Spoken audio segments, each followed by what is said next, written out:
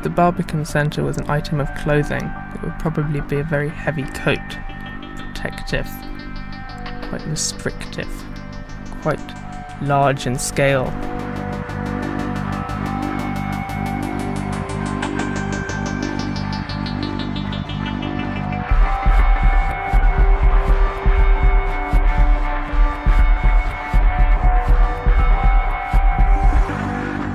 One of the key ideas was to avoid copying architectural styles from the past and to avoid using any ornamentation.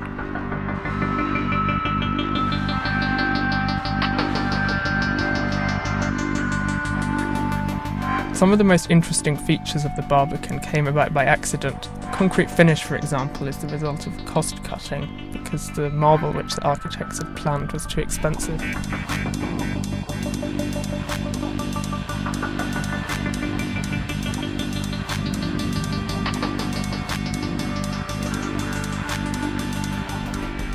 I think the Barbican was quite avant-garde when it opened, and it still is quite avant-garde because it's such a imposing development. It's just impossible to ignore. It cuts into the London skyline, but it's quite unlike anything else. One of the key brutalist things was ignoring.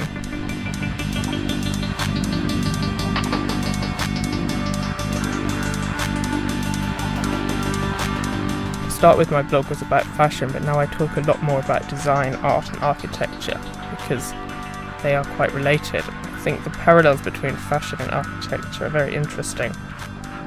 Obviously they're both concerned with protecting the body at the most basic level, but they both involve proportion, material, volume, geometry.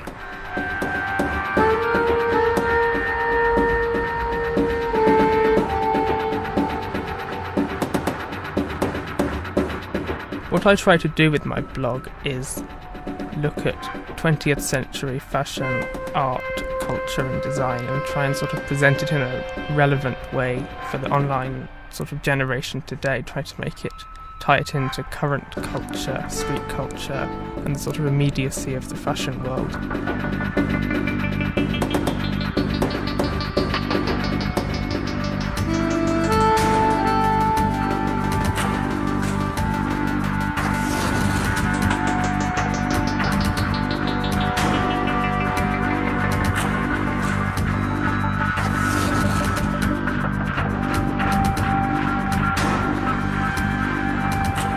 It took nearly 20 years to get the permission for the Barbican to be built, and during that time 2 people who were involved in the opposing and in favour groups died of heart attacks from the stress.